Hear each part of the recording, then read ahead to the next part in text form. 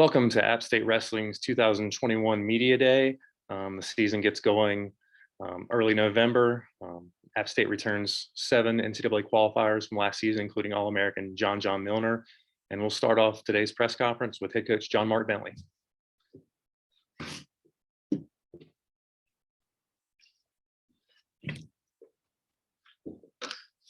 Good afternoon. Opening statement, and then we'll open up questions. Good afternoon. I appreciate everyone for joining us today for Media Day. We're really excited to kick off the 2021-22 season. We've got practice number 2 in the books this morning, and the guys worked hard and looked sharp, and just excited for what this season holds. Post last year was a really very different year with all the COVID restrictions and shortened season and all that kind of stuff. So we're excited to have a full season this year. And, we kick off our competition in about 3 weeks at the Southeast Open. We'll have a lot of our guys up there wrestling in that. And then our full squad will be kicking off the season on the 14th here for our invitation.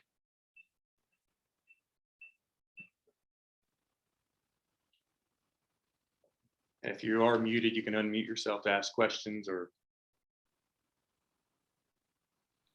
Hey, Coach, Kevon Wilson, App TV. I just joined in September, so it's a pleasure to meet you.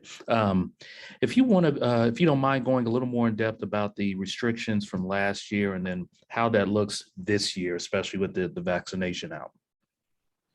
Yeah, so last season, our season was actually abbreviated. We started competition in January of last year.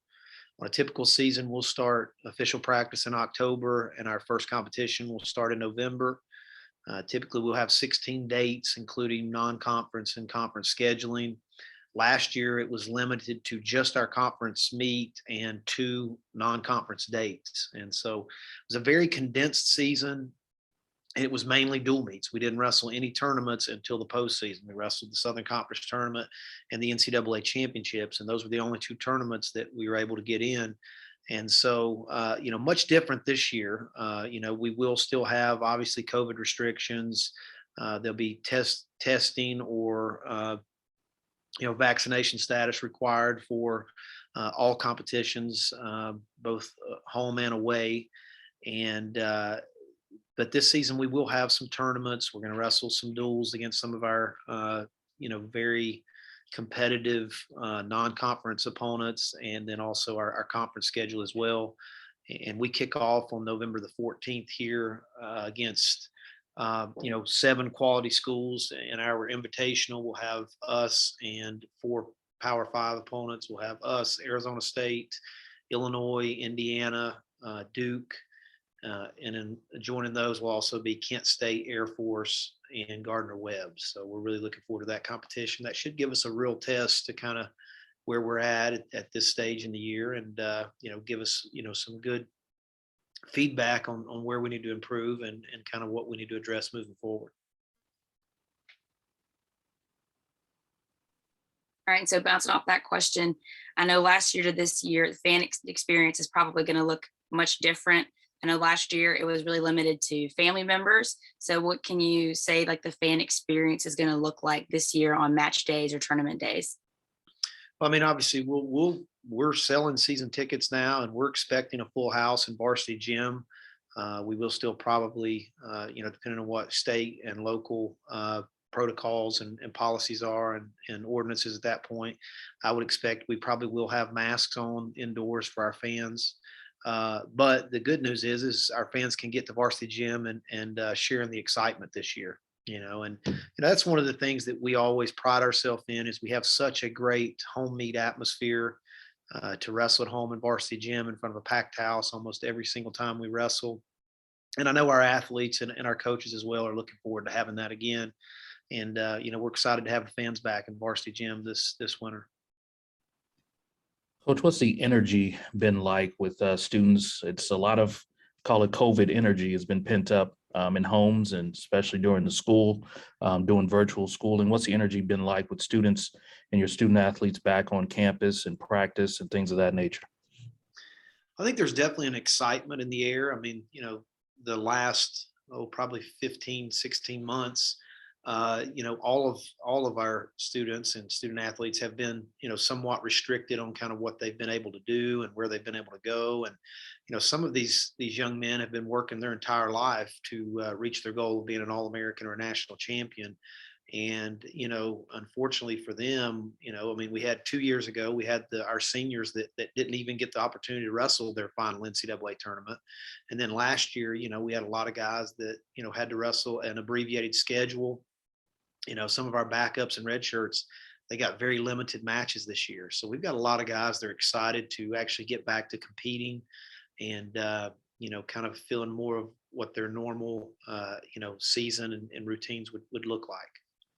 But yeah, there's definitely an extra buzz and excitement, around our program and around our student athletes looking forward to this year.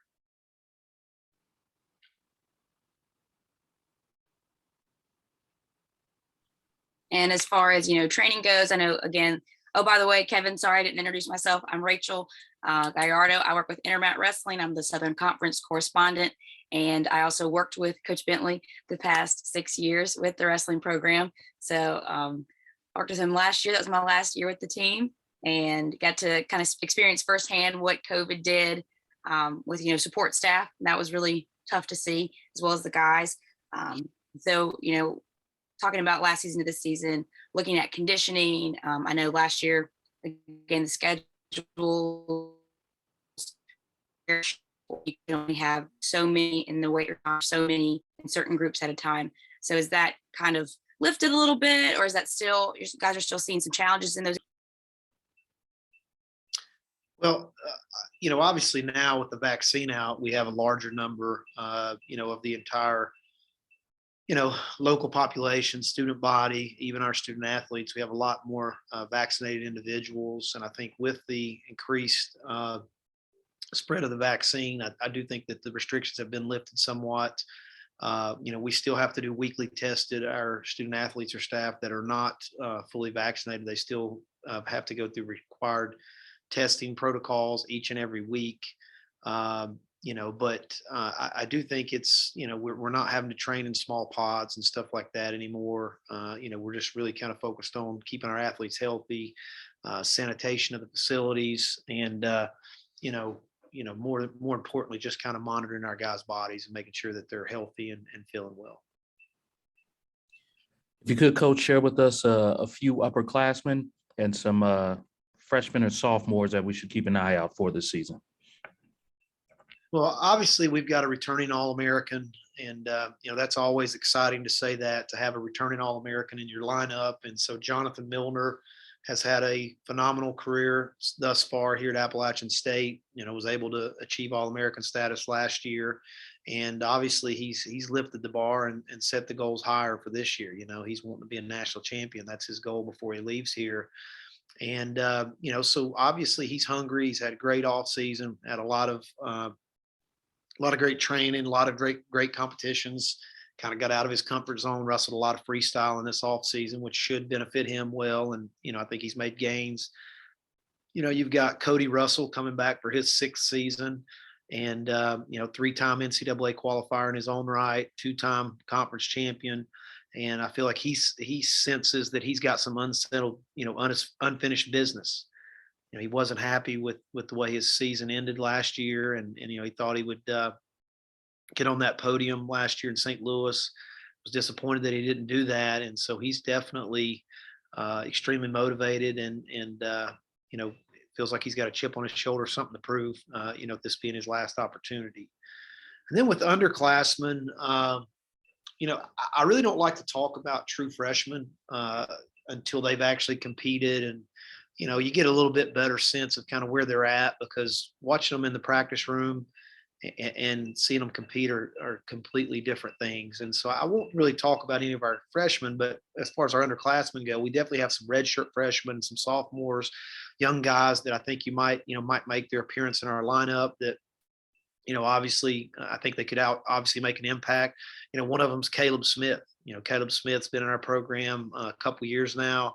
Has been a red shirt, and he was behind Cody Russell last year, but has placed at the Southern Scuffle, has beaten returning national qualifiers and is really in his own right. I think he's, he would be a great option for us at 125. I've said it many times in uh, the weeks leading up to the start of our season is at 125 we've got two of the best 25 pounders in the country in our room, and that's a great problem to have.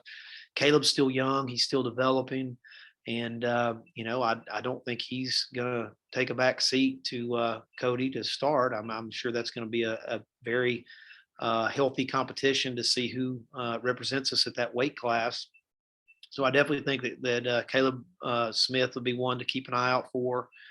And then, we've got, guys like Sean Carter, who's a redshirt sophomore, was an NCAA qualifier for us last year and actually won a match at the national tournament. And that was kind of his breakout season.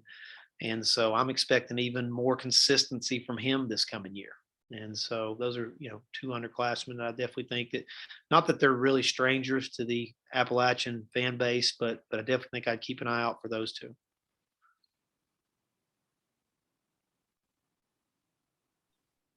If there's any events that you particularly want the fans to come out to this season, the ones that you really think Varsity Gym should be rocking and rolling, we've had in years past, what are those top events? I know you want every single event packed out, but what are some ones that you really think the fans shouldn't miss this year? I mean, we've got a great schedule. I really don't like to circle dates and make one date more important than the other. That's just kind of not something I make a practice out of. My message to the fans would be, we want you there every time, and I think, fortunately for us, most of our dual meets, we wrestle in front of a standing room only crowd. And so we expect to see that again this year.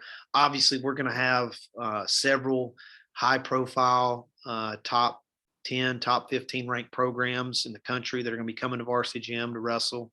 We're going to have, heated conference rivalries with in-state foes like Campbell and Gardner Webb. And so we've got some great matchups that our fans will be able to see here in Varsity Gym.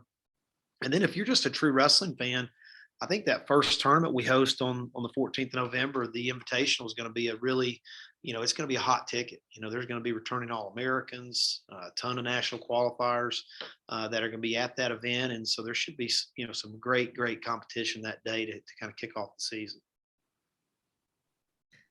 Coach, the pandemic affected us all.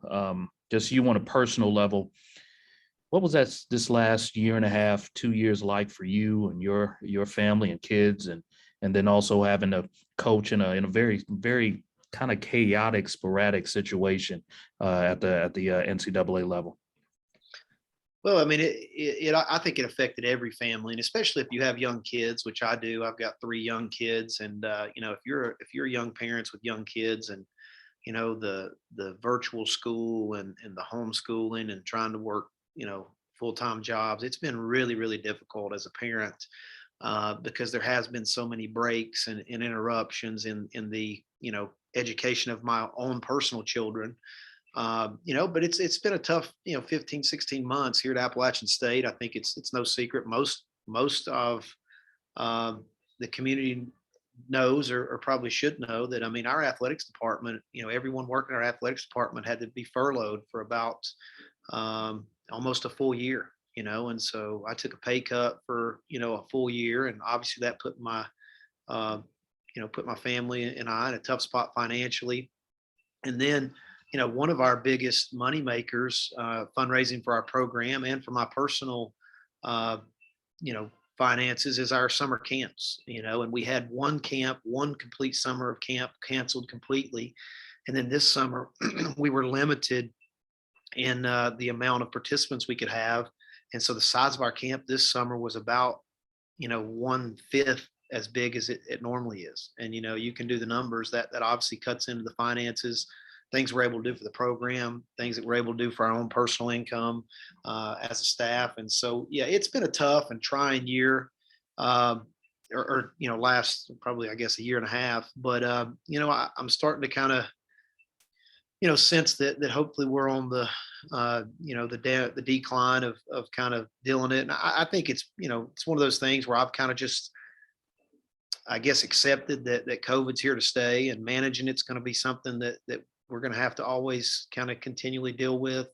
But it's definitely added a different element to the stresses and the um, considerations, as a coach, all the things that you're managing. It just threw one really, really big area on your plate, and I don't see it going away anytime soon. I mean, I think it's going to be something that I'll probably be focused on a lot here for at least several years.